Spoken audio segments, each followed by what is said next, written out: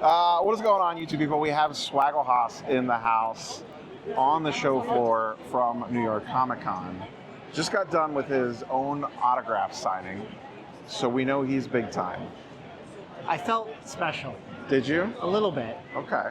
You know, it's much, it's interesting to, you know, get someone to ask for your signature. And I had to learn how to sign Swaggle Haas, where I was like, I have no idea how to do S's in my name. But I made a signature up. I don't know if I'm sold on it, but Well, now you have to stay consistent though, right? Otherwise, CGC Signature Series won't, True. JSA won't verify it. Although, there's a little anecdote. So Stan Lee used to put way more time into his signature early on in his career. And then later in life, he got really lazy with it. So people in comics actually do say, oh, this is an old Stan Lee signature. So it's even better. Okay. So maybe it'll be like first gen swag signature. And this is our first time meeting this weekend. We've hung out quite a bit this weekend already, but this is our first in-person experience. Yes, it's been a pleasure. Neo is the man. No, it's been awesome hanging out. You know, we had a good time. You're first New York, right? Yeah. How does this, because I've never been to San Diego, so how does this pomp and circumstance compare to San Diego Comic-Con? So I feel like they're definitely like the same scale. Like in terms of both, these are the two biggest cons for sure.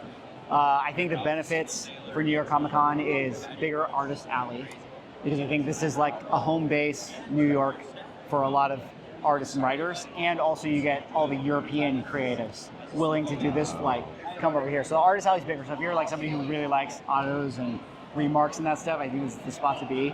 I think San Diego has more like Hollywood. Hall H. Yeah, Hall H, that whole thing. It kind of spills over into the surrounding streets. So like the con kind of feels like when you walk out of the building, it's still there. Whereas like here, Manhattan just takes over like right away. So the attendance might be similar, but there feels like there's more people in this building than San Diego. But both are really fun. Yeah, I mean, I've obviously never walked the show floor there, but just walking around today, we're on a Sunday afternoon, which is supposed to be the chill time, and it is not chill in here today at all. It is not chill. It is insane. It's like sardines for sure. Yeah. Has there ever been fights at San Diego Comic Con for Peach Momoko? As you called it, you didn't know watercolor fans were so violent. Yeah. No. Clearly, the East Coast is where the fights go down. But admittedly, you know, if I knew that I could flip a Peach Momoko cover and have it offset my hotel cost, I mean, I might punch somebody too, you know? I think that's really the crazy thing, is how much they're selling for. I haven't actually looked. What are they going for? I think, you know, high $200, $300 for you know, a pop. Well, we both missed out on something that we both like. I know, the Marvel Magic drop. I know, I'm really sad. Speaking of reselling for $200, yeah, the Doctor Strange Counterspell is doing like a solid $150, $175. Yeah. And that was, we were hoping to go to the panel together. Yeah. We were in line, my wife and I were in line an hour plus before it started, and I texted you because you were doing another autograph signing on Artist Alley, and I was like, don't bother. Yeah. I was already skeptical that, you know, I already knew, like, you had the assumptions, and rightly so, that it was going to be like super crowded and super popular, so I was already like, I'm not going to make it up there, and once you told me that this line is huge, I was like, all right, you know, I'm leaving it up to chance here. But then some people we know came to the Marvel booth. They were here at 9 a.m. before doors opened, though. Yeah. Apparently we're nobodies. No. We could not get in before 10 a.m. No. Everybody thinks that YouTubers get any special treatment. We got zero special treatment. We get zero special treatment. No. I walked in at 10:05 and said, where's the Marvel Magic giveaway? And they laughed in my face. Yeah. They were like, that's cute. Yeah. You need to be here 3 days ago. Which is sad, because I kind of want one. I'm probably going to wait out the FOMO a little bit and end up buying the Counterspell. Yeah. I don't know that I care about the comic. No. I wonder, so I guess what happened was one day was the Wolverine comic, one day was the Storm comic, which I didn't realize. Right. So I'm wondering actually how big the print run on that is. I don't know. I don't even know what's inside the comic. Me neither. Yeah, that's true. I don't even know what the actual issue is. Like if it's just a cover, like just a cover swap on a reprint of something, or if it's like some new issue of X-Men coming out. Yeah, maybe. I do think that there's a new Storm series coming out. I wonder if it's related. So that could be a variant cover. Could be a variant. I didn't look to see if that was like Storm 1 or like an X-Men #1 with a Storm on the front. Yeah. But I'm excited about it. I'm curious like how many comic people are into Magic. I am more curious about how many Marvel card people flood into Magic.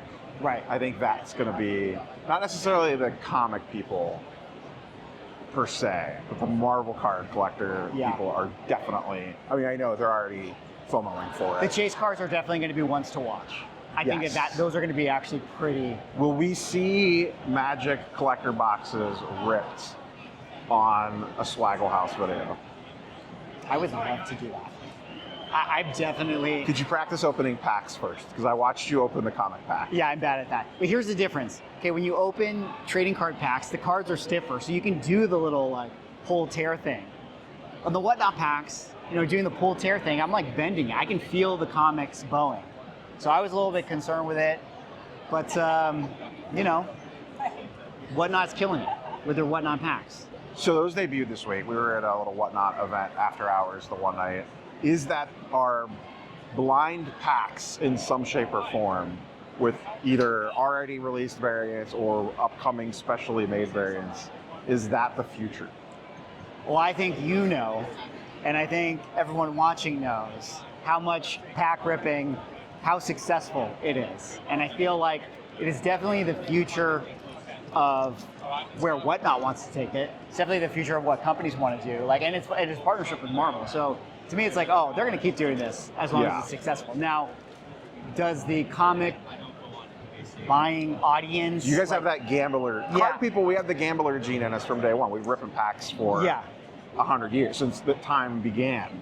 Comic people, that's not, you guys aren't used to the gambling like nature. Yeah, I don't know. I think it's in all of us, but I think there's a little aversion to it.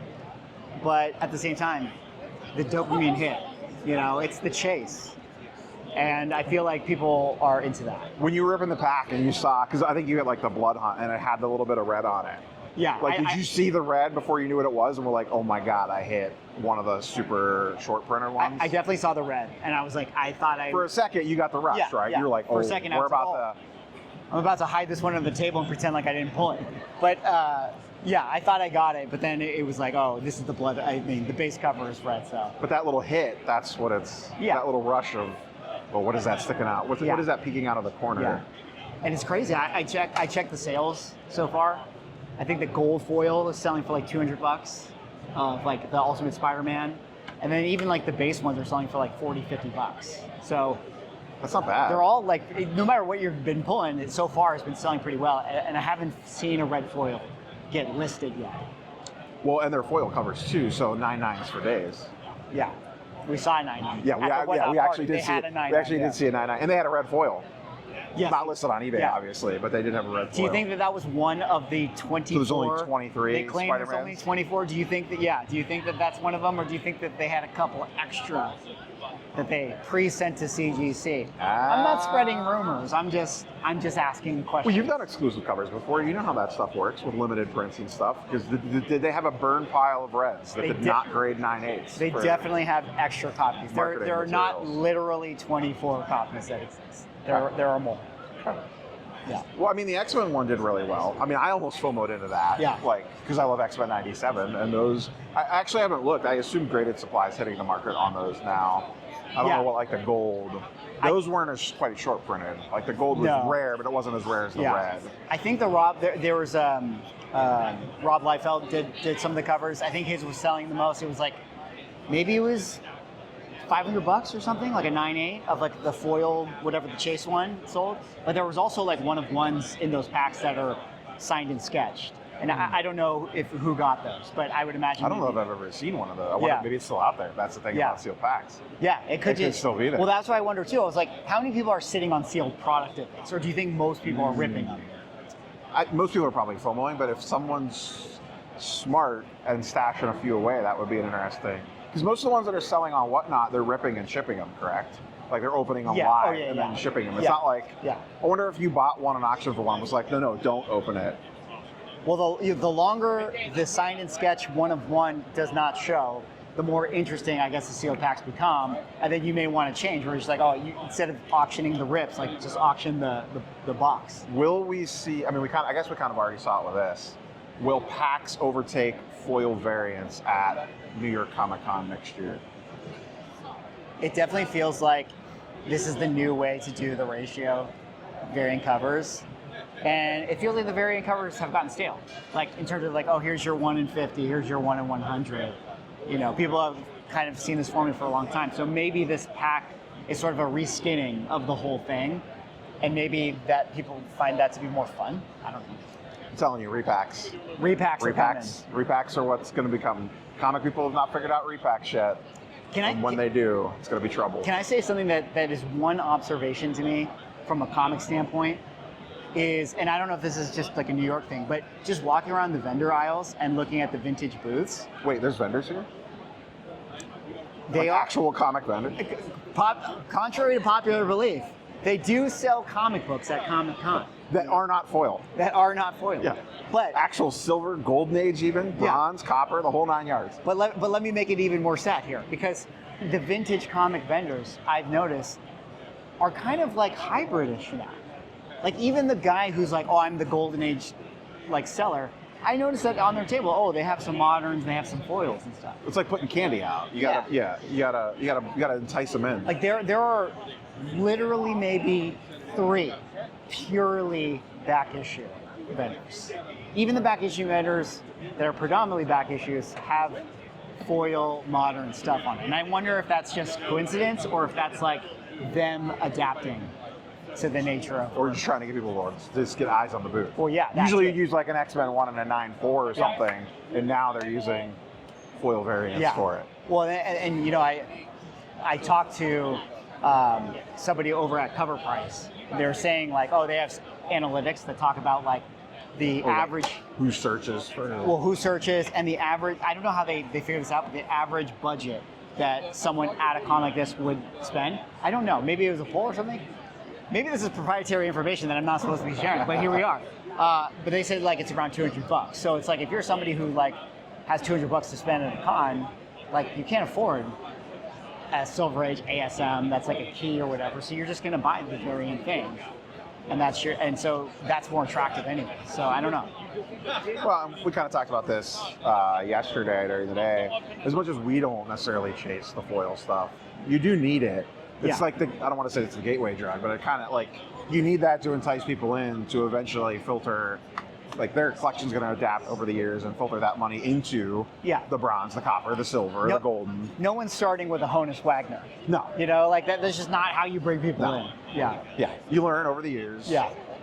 You'll get caught up in the pump and dumps and all the craziness and the shill squads. And Shiny brings you in, then you go to the wax, then you go to, you know, vintage. Yeah.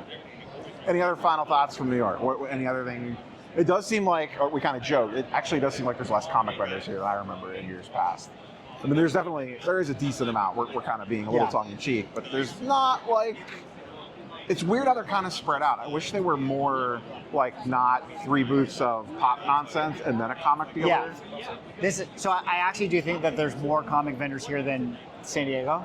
Okay. But, which doesn't say much, but it is also similar at San Diego. I noticed here that, like you just said, it's weird how like you would think the vintage section would be like all grouped together, so it's, you know, booth by booth. But yeah, it goes like vintage comics, then pops, then modern, and then another vintage, and then you know. So it's kind of annoying. I kind of wish they were clustered, but I don't know. It's definitely tough moving around here today. That is for sure. Even for a Sunday afternoon. Yeah. So. Anything else you want to hit on? Anything else stand out for you from a week in New York City? No. It's been a lot of fun. It's awesome hanging out with Rob. New York is a great city. Good food. Still on the quest to find the best pizza ever. Oh. I've gotten a lot of suggestions. I've had 4 slices or 4 different pizza places. That's a hot button. I think I can squeeze in one more. It's a hot button topic right there in its own. So I'm sure we'll probably hook up for some sort of live stream or something. At some point, kind of doing a more long-form wrap-up of this. But good seeing you, as always, Swag. Likewise. Thank you so much. We'll check out Swaggle House's channel and Comic Sanity on Vivi now. We're at the Vivi booth right now. Yeah. So, all right, boys and girls, catch you on the next one.